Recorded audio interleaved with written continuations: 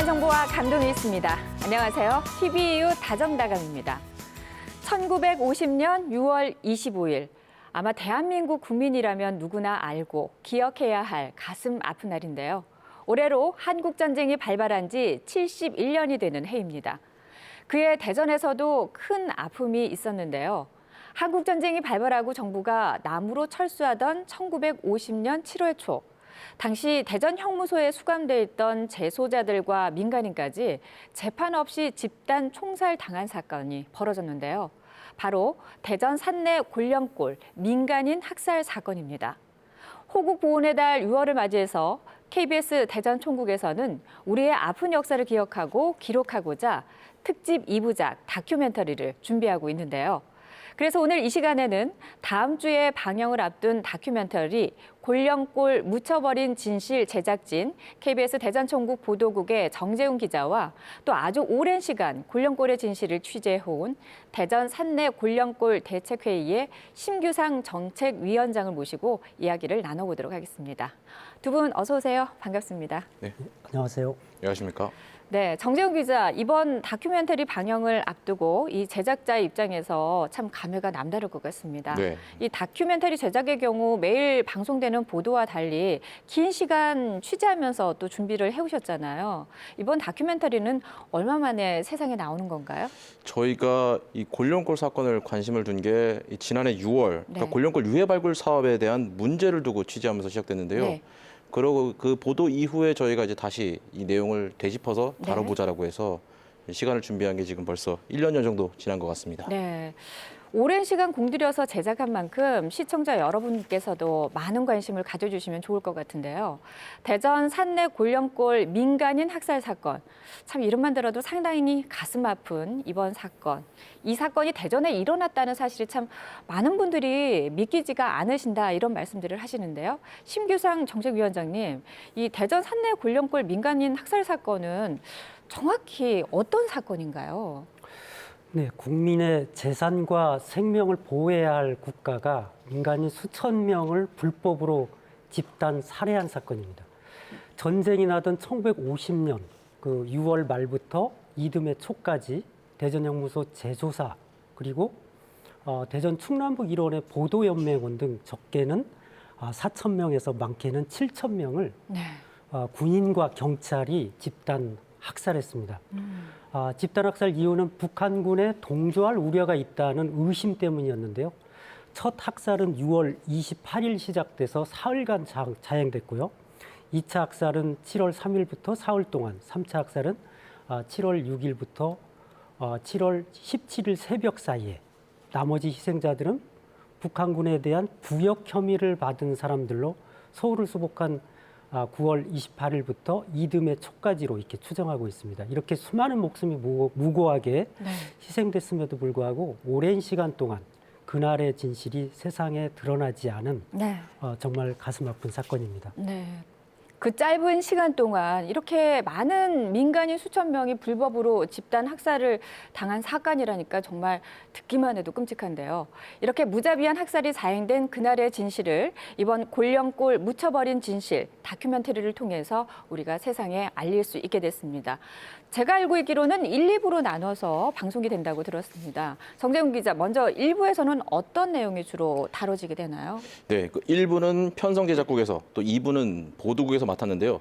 이 같은 곤령골 사건이지만 다른 시각으로 풀어내 방영할 예정입니다. 네. 먼저 1부에서는 당시 사건을 직접 보고 겪은 유족분들의 증언을 바탕으로 그날 곤령골에서는 어떤 일이 벌어졌는지 또 제후들의 재연을 통해서 좀 더 자세히 들여다보는 시간이 될 것 같습니다. 이야기를 들어보니까요, 내용이 더욱 궁금해지는데요. 그래서 저희가 다큐멘터리 곤령골 묻혀버린 진실 일부의 내용을 간단하게 영상으로 준비를 해봤습니다. 함께 보시죠.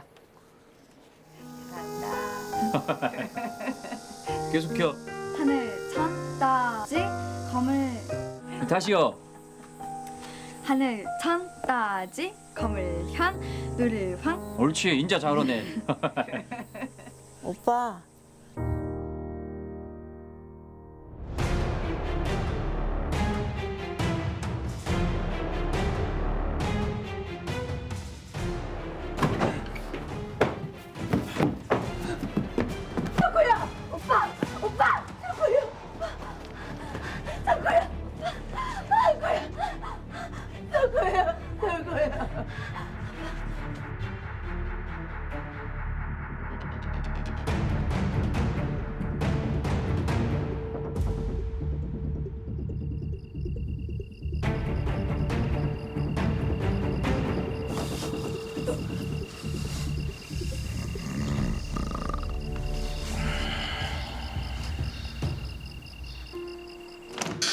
들어가.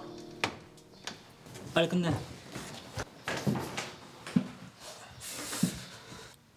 너 손이 왜 이리요? 아이고 내 새끼 손이 왜 이리요? 아이고 얼마나 아프냐 아이고. 아이고 내 새끼 손이 왜 이리요?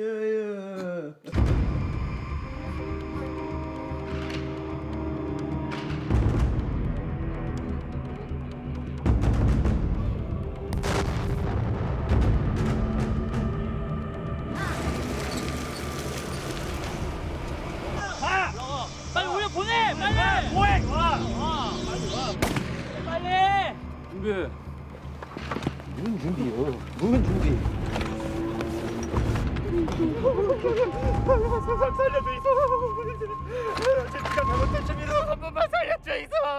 대한민국 만세!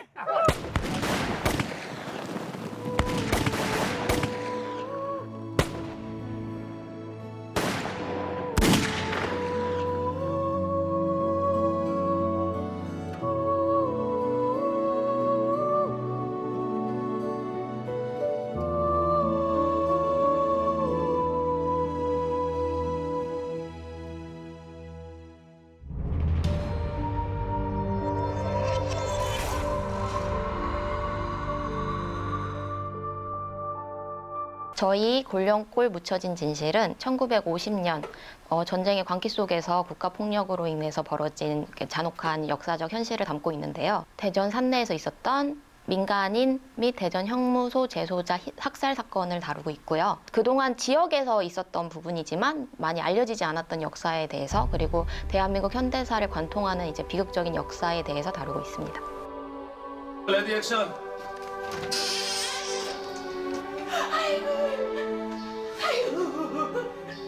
아이고 얼마나 아이고 내 새끼 손이 왜 이리요? 아이고 얼마나 아프냐 아이고. 아무래도 이게 전쟁의 포화 속에서 일어난 사건이고 71년이 지난 사건이다 보니까 사실은 이거를 재현을 하지 않고서는 증언을 그대로 담아내는 부분이 좀 어렵다라는 판단이 들었고요. 이 역사의 비극적인 부분을 시청자에게 가장 확 와닿게 할 수 있는 지점이 아무래도 드라마타이즈에서 발현이 될 수 있지 않을까라는 생각에서 드라마타이즈를 사용하게 됐습니다.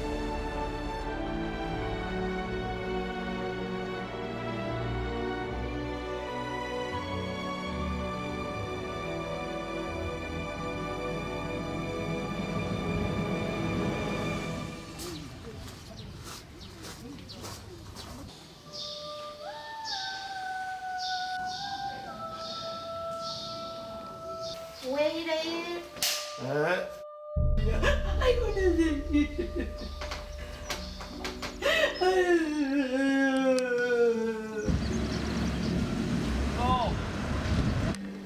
액션!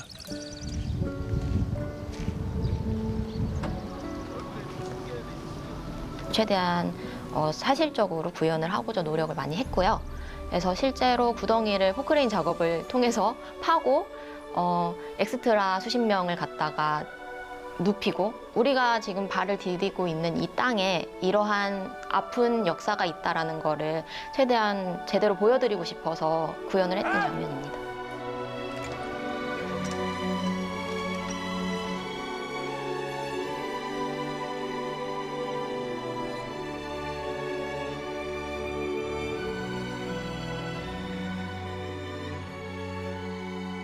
(71년이면) 너무 오래된 이야기지 않냐, 그걸 왜 이제 와서 하느냐.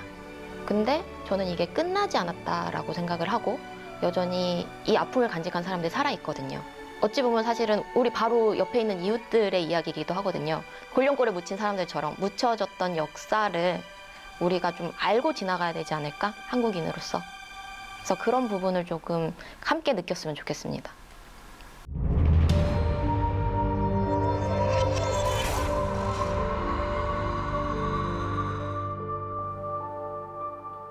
네, 배우들의 이 사실적인 연기를 보면서 마치 우리가 그때 다녀온 듯한 이 예고편만을 잠깐 봤을 뿐인데 정말 가슴이 먹먹해집니다. 자, 1부에 이어서 2부의 내용도 기대가 되는데요. 2부는 어떻게 또 다뤄지나요? 네, 이 골련골 2부는 이 전쟁 범죄를 저지른, 그러니까 전범 세력들을 추적하는 이야기입니다. 이 최소 4,900여 명에서 7,000여 명에 이르는 이 많은 이들의 목숨을 빼앗은 이들의 정체를 저희가 구체화하는 작업이 필요했습니다. 그러기 위해선 이 대통령 직속 진실화해를 위한 과거사 정리위원회가 발간한 이 최종 보고서에서 결국 가려져야 했던 익명의 이름들을 파악하는 것이 매우 중요했는데요. 네. 저희가 취재를 처음 착수했을 당시에는 이를 파악하지 못해서 좀 많은 어려움을 겪었습니다. 일부 언론과 역사학자들이 이 책임자들을 일부 공개했지만 결국 정부가 찾아놓고 숨겨야 했던 이 이름들을 저희가 모두 알고 싶었습니다. 우여곡절 끝에 이 비공개 정부 문건을 저희가 입수했고 여기에 이 책임자들의 이름을 찾아낼 수 있었습니다. 더 나아가서 진실화해위원회가 왜 이 이름을 공개하지 못했는지에 대한 이 궁금증을 해소하기 위해서 당시 1기 진화위에서 활동했던 상임위원과 조사팀장, 이 조사관들을 만나 이야기를 듣고 왔습니다. 또 진실화해위원회가 밝히지 못했던 아쉬움, 그리고 밝히지 못함으로 인해서 벌어진 사건들에 대해서 취재한 내용이 이 2부에 담겼습니다. 네. 1부에서는 유가족의 증언을 토대로 배우의 재연을 통해서 당시 골련골에서 벌어진 사건을 생생하게 재현을 했다면 2부에서는 누가 학살의 책임자인가를 찾아내는 그런 내용들이 담긴 것 같은데요. 네, 맞습니다. 네. 자, 2부의 내용도 그래서 저희가 짧게나마 영상으로 준비를 해봤습니다. 함께 보시죠.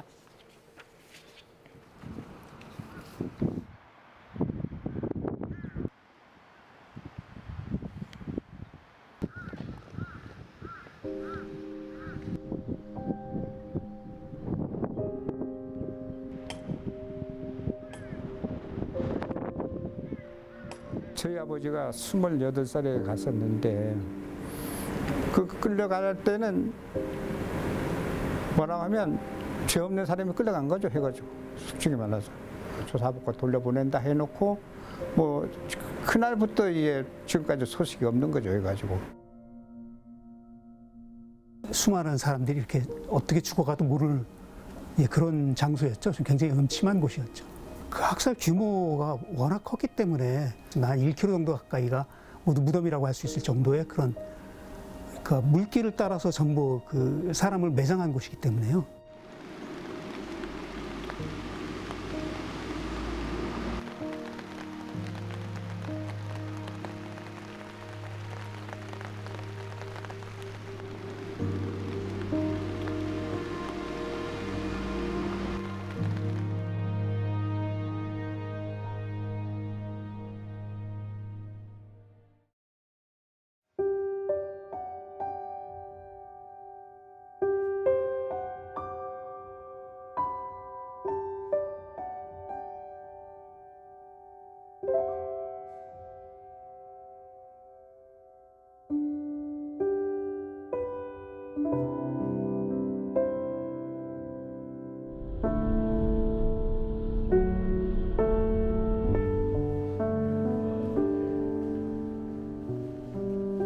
당시 일정에 대해서 저희가 좀 이제 이사장님께서 이제 아드님 되시다 보니까 좀 여쭙고 싶어서 저희가 연락을 드렸는데요.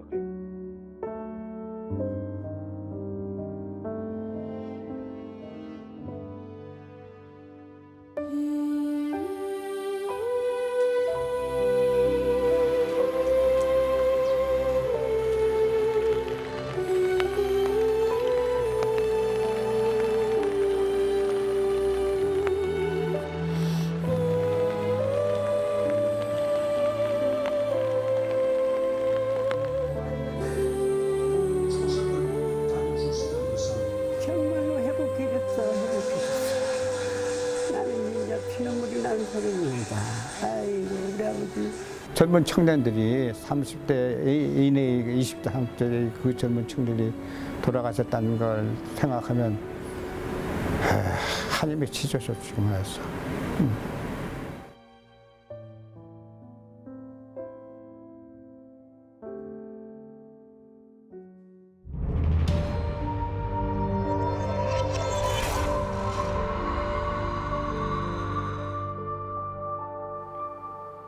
네, 잘 봤습니다.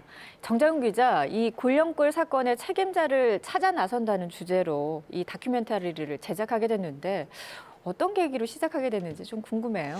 네, 지난해 6월 이 골령골 유해 발굴 사업을 취재하면서 여기서 어떤 일이 벌어졌는지 전후 사정을 제가 파악해야 되니까 이 정부 보고서를 먼저 찾아보기 시작했습니다. 그런데 여기서 이상한 점이 발견됐는데요. 먼저 행정안전부 과거사업무지원단을 통해서 2010년 해산한 이 제1기 진실화해를 위한 과거사정리위원회가 발간한 여러 보고서를 입수했는데요. 먼저 충남 국민보도연맹 사건, 그리고 대전 충청 지역 형무소 재소자 희생 사건까지 이 정부가 공개한 이 두 건의 조사 보고서를 읽었는데 한 가지 의문점이 발생했습니다. 이 두 사건의 피해자들의 이름은 수백여 명이 모두 실명으로 기재되어 있고 그들이 어디서 어떤 방식으로 목숨을 잃었는지에 대한 구체적인 내용이 기술돼 있었습니다. 하지만 반대로 이들을 죽음으로 이르게 한 책임자들의 이름은 모두 익명 처리가 돼 찾아볼 수가 없었습니다. 조사 보고서의 시기별로도 이상한 점이 있었는데요. 2009년 보고서까지는 비교적 책임자에 대한 실명이 몇 차례 거론됐는데 2010년 진실화해를 위한 그 과거사정리위원회의 최종 보고서에는 모든 책임자들의 이름이 지워졌습니다. 왜 책임자들의 이름이 지워졌는지 궁금했습니다. 그래서 저희가 취재를 시작하게 됐습니다. 그렇군요. 왜 이렇게 다른지, 다를 수밖에 없는지에 대한 의문에서부터 이제 시작이 된 건데 오랜 시간 동안 땅속에 묻혀서 억울한 죽임을 당한 희생자들의 이름을 찾아주는 것도 중요하지만요. 이런 무자비한 학살을 자행한 책임자들이 누구인지 또한 하루빨리 밝혀져야 될 거라고 봅니다. 하지만 무려 71년간 땅속에 잠들어 있던 진실을 하루아침에 밝혀내기란 참 쉽지가 않은 일이라는 생각이 드는데요. 심규상 정책위원장님도 이 20여 년이 넘는 세월 동안 골령골 사건 진실을 세상에 알리기 위해서 참 많이 애쓰셨다고 들었습니다. 그 과정이 쉽지만은 않았을 것 같은데요. 네, 그렇습니다. 저는 1990년대 초에 시사 잡지에 실린 당시 제목이 대전 형무소 4,300명 집단 학살 사건이라는 기사를 보고 네. 골령골 사건을 처음 접하게 됐습니다. 1995년에 제가 사회단체에서 일을 하면서 골령골 사건에 대해 조사를 하고 당시 사건 관계자들과 유족들을 만나 취재하기 시작했고요. 먼저 대전형무소 재소자들이 대거 희생된 점에 주목해서 당시 대전형무소에서 근무했던 교도관을 찾아 증언을 들었고요. 또 구덩이를 파는 데 동원된 사람들, 또 민간인들 처형 장면을 몰래 지켜본 주민, 또 민간인들이 끌려가는 모습을 지켜본 인근 주민들을 조사했습니다. 네. 마지막으로 골령골 희생자 유가족들을 만나 인터뷰하기도 했습니다. 네. 하지만 오랜 세월이 흐른 만큼 대부분 고령이기 때문에 취재하기가 쉽지 않으셨을 것 같아요. 맞습니다. 제가 만난 분들은 극히 일부고요. 살아계신 유족들의 경우 평생을 좌파 세력이다, 속된 말로 빨갱이 자식들이다라는 소리를 듣고 산터라 대부분 증언하기를 꺼렸고요. 네. 그런 분들을 설득하느라 많이 애를 먹었습니다. 네. 골령골 사건은 희생자들에게도 그리고 유족들에게도 가슴 아픈 사건이니만큼 당연히 이 취재하는 과정이 많이 힘들고 어려움이 많았을 것 같은데요. 자, 그렇다면 두 분 모두 이 골령골 사건을 취재하시면서 가장 기억에 남는 증언이나 이 유족들의 말씀, 어떤 말씀이 있었을까요? 정말 많은 일들이 있었는데요. 네. 취재하는 과정에서 기억에 남는 것은 네. 이 대전 골령골 학살 사건의 핵심 증언자인 한 분이 당시 대전 형무소에 소장 직무 대행을 하셨던 분이 있었거든요. 네. 이분을 정말 오랜 기간 찾아 헤맸습니다. 그런데 수개월 동안 찾아 헤맨 끝에 거주하시는 자택을 찾아갔는데 가자마자 몸져 누워 계셨어요. 구순이 당시 넘었거든요. 그러셨군요. 이분 증언을 들으려고 했더니 바로 제가 찾아가기 하루 전날 쓰러지셨다는 거예요. 그런데 그러시다가도 네. 또 일어나시기를 반복하신다고 그래서 아침부터 저녁까지 머리맡에 앉아서 이분이 제발 좀 회복되시기만을 기다렸는데 네. 그 후로 3일 만에 돌아가셔서 핵심 증언을 듣지 못했습니다. 너무 안타까운 네, 상황이네요. 또 다른 기억은 아까 이제 앞에 소개하실 때 학살 현장에서 구덩이를 파는데 동원된 민간인들이 참 많이 있었습니다. 그런데 네. 이게 구덩이를 파다 보니까 학살 현장을 주변에서 지켜볼 수밖에 구덩이만 판 것이 아니라 그렇군요. 근데 그 구덩이를 팠던 분들이 그 잔혹하고 참혹한 장면을 보고 한 달이 넘게 식음을 전폐하게 됐고요. 네. 그중에 그 여러 명이 그 충격으로 정신줄을 놓게 됐다는 사연들을 들었을 때 너무 가슴이 아팠습니다. 그렇군요. 많은 분들이 이 골령골 사건으로 인해서 정말 피해를 입으셨고 아픔이 이어졌다라는 생각이 드는데요. 정재훈 기자는 어떤 증언이 기억에 남습니까?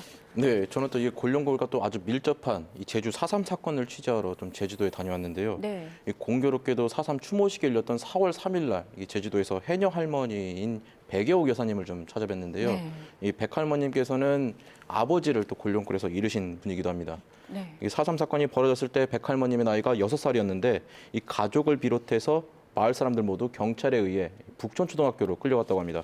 그 자리에서 백할머님의 오빠가 총에 맞아 숨졌고 외가댁도 몰살을 당했다고 했는데요. 그렇게 이 경찰의 총을 피해서 아버지와 어머니 그리고 백할머니 이 세 가족이 한라산 중턱으로 피난을 갔는데 당시에 또 어머니가 만삭이었다고 합니다. 근데 또 아기가 또 한라산에서 태어났는데 아기 울음소리가 밖으로 퍼지면 이 토벌대가 와서 또 마을 주민들을 학살한다고 어머니께서 어쩔 수 없이 가슴에 동생을 끌어안고 이 숨을 먹게 한 다음에 한라산 중턱에 동생을 묻고 이렇게 내려왔다고 합니다. 그런데 또 비극은 또 거기서 끝나지 않았는데요.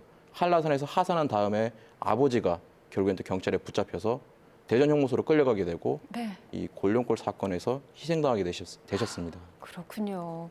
자, 이렇게 골령골 사건을 수면으로 올리기 위해서 다방면으로 노력하신 분들 덕분에 오늘 우리가 이 대전 산내 골령골 민간인 학살 사건에 대해서 이야기를 나눌 수 있는 게 아닐까 싶습니다. 좀 불편하지만 역사를 제대로 보는 계기가 될 거라는 생각이 드는데요.